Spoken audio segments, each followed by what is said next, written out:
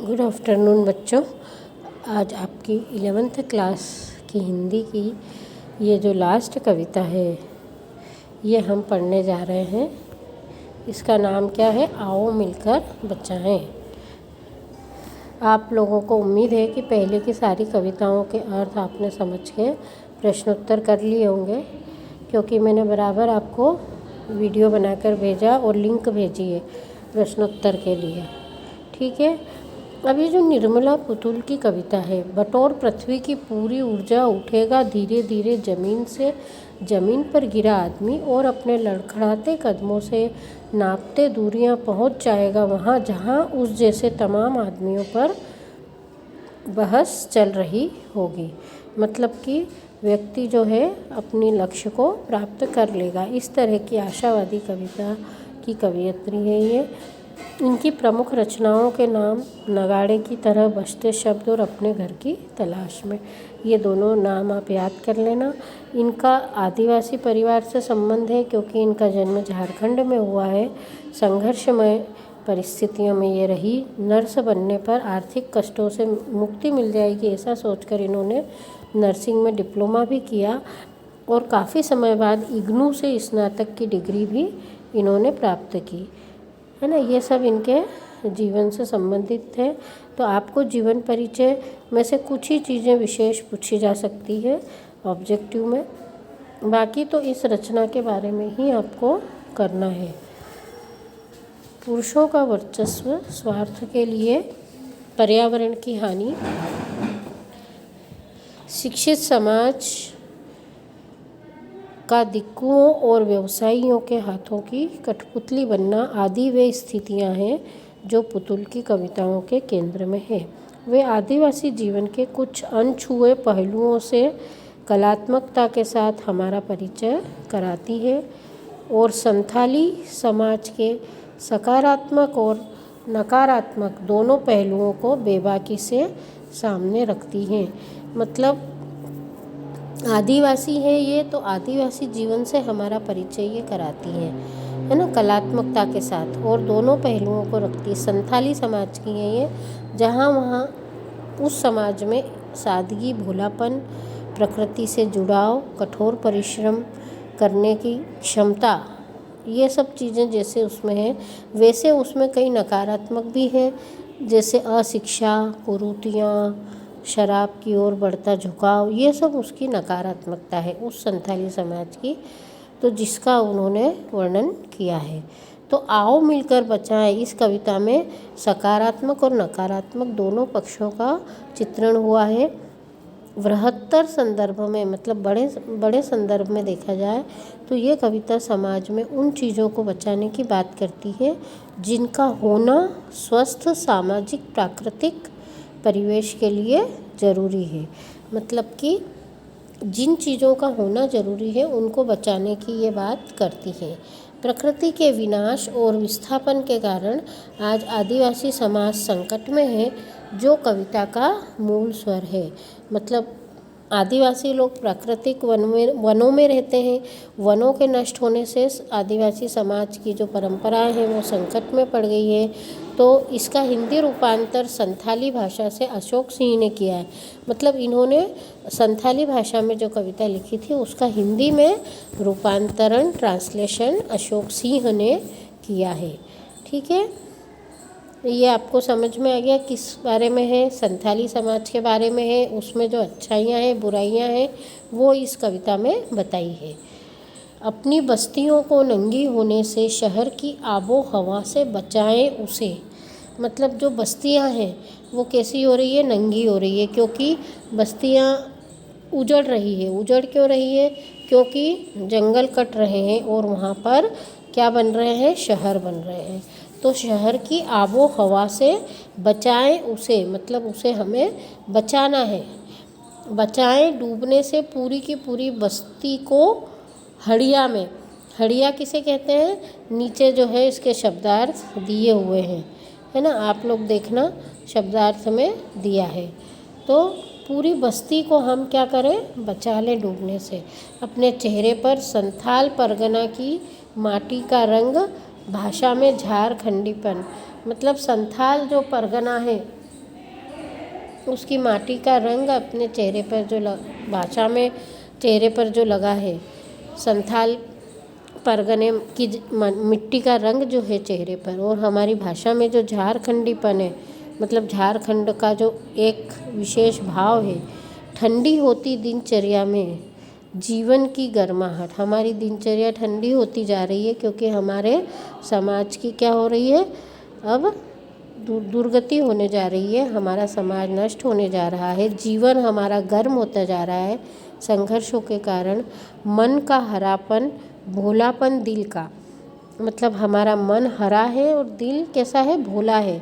हम जो है इतना नहीं समझ पाते, अक्खड़पन, जुझारूपन भी, ये सब क्या है, अपनी नकारात्मकता को वो बता रही हैं कि हम अक्खड़ हैं, मतलब हम शिक्षित नहीं हैं, जुझारू हैं, संघर्ष करने वाले हैं। भीतर की आग, धनुष की डोरी, जैसे कि भीतर हमारे आग लगी हुई है क्योंकि हमारी सभ्यता नष्ट होने जा रही है जंगलों के नष्ट होने से, और यहाँ पर शहर के आ जाने से हम अपनी जो क्रियाएं हैं वो नहीं कर पाते हैं, हमारे हिसाब से नहीं जी पाते हैं। धनुष की डोरी, तीर का नुकीलापन, तीर जैसे धनुष की डोरी से निकलकर नुकीला हो जाता है। कुल्हाड़ी की धार, जैसे हम धनुष चलाते हैं, तीर छोड़ते हैं, नुकीले करते हैं, कुल्हाड़ी की धार, जंगल की ताज़ी हवा, नदियों की निर्मलता। हमारे यहाँ जो जंगल होते थे उसमें हवा ताज़ी होती थी, नदियाँ निर्मल होती थी। पहाड़ों का मौन, गीतों की धुन, मिट्टी का सौंधापन, फसलों की लहलहाट, ये सब जो है हमारी विशेषताएं हुआ करती थी। मतलब ये सकारात्मकता बताइए स्वयं की कि हम जो आदिवासी थे किस तरह से निर्मल जल पीते थे, जंगलों की ताज़ी हवा खाते थे, पहाड़ों में शांति से रहते थे, वहाँ पर गीत रचते थे, गीतों की धुन गाई जाती थी, हमारी मिट्टी में सौंधापन था, फसलें कैसी लहलहाती थी, ये सब हमारी विशेषताएं थी। नाचने के लिए खुला आंगन था, गाने के लिए गीत, हंसने के लिए थोड़ी सी खिलखिलाहट, मतलब हम हमारे ही अपने कबीले में रहते थे, हमारे ही समाज में हम खुलकर हंसते थे, है ना, क्योंकि हम सब एक भाव में रहते थे। रोने के लिए मुट्ठी भर एकांत, और हम जब रोते थे तो अपने एकांत में रो भी लेते थे, ऐसा नहीं कि हमेशा हंसते थे, लेकिन उसमें भी हमको एक सुकून मिलता था। बच्चों के लिए मैदान, हमारे बच्चे जो थे वनों के मैदानों में खेलते थे, पशुओं के लिए हरी हरी घास होती थी, बूढ़ों के लिए पहाड़ों की शांति होती थी, और इस अविश्वास भरे दौर में थोड़ा सा विश्वास, थोड़ी सी उम्मीद, थोड़े से सपने। तो ये जो हमारा जो था, जिसकी सकारात्मकता उन्होंने ऊपर बताई है, वो सब नष्ट हो गया है। हमारा विश्वास किस में बदल गया, अविश्वास में बदल गया, क्योंकि शहरों ने हमको क्या कर लिया है, लूट लिया है। तो थोड़ी सी उम्मीद, थोड़े से सपने हमारे बचे हैं, तो आओ मिलकर बचाएं कि इस दौर में भी बचाने को बहुत कुछ बचा है अब भी हमारे पास। मतलब हम अपने आप को बचा सकते हैं, हमारे समाज को बचा सकते हैं, हमारी सभ्यता संस्कृति को हम बचा लें, क्योंकि हमारे मन में आज भी उसी तरह से जीने की आशा है जो हमारा झारखंडीपन है ना, शुरू में जो बताया ना, हमारा जो झारखंडीपन है, जो हमारा संथाली जाति का जो हमारा मिट्टी का रंग है ना, उसको हम क्या करना चाहते हैं, बचाना चाहते हैं। तो ये कविता का अर्थ है, आप इसको कर लेना, कवयित्री का परिचय, कविता का अर्थ, और इसकी लिंक मैं भेज दूंगी। लेकिन इसके क्वेश्चन आंसर आप थोड़ा सा मन से लिखने का भी प्रयास करना, क्योंकि आपको केवल वो किताब में से उतार के ही प्रश्न उत्तर नहीं करना है। अभी हमने जो देखा, आप लोगों ने 6 मंथली की जो कॉपियाँ भेजी, उसमें आपने क्या किया है, सब ने एक जैसे प्रश्नों के उत्तर उतार के कॉपी में रख दिए हैं। लेकिन आपको अपनी भी तो भाषा का प्रयोग करना है, अपनी लेखन क्षमता का भी तो विकास करना है। उसके लिए आपको क्या करना है, मन से लिखने की आदत डालना है। प्रश्नों के उत्तर में हमेशा ध्यान रखो, अपने मन से लिखने की आदत डालो। किताब का ऐसा उतारना नहीं है। हिंदी का मतलब ही यही है कि आपको अपनी भाषा का विकास करना है। तो माटी का रंग का प्रयोग करते हुए किस बात की ओर संकेत किया गया है?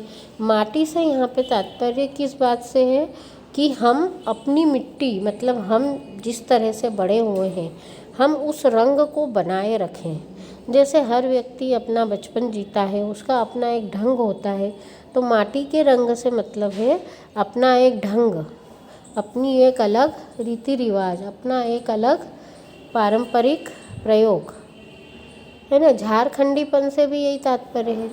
दिल के भोलेपन के साथ अक्खड़पन और जुझारूपन को भी बचाने की आवश्यकता पर क्यों बल दिया गया है?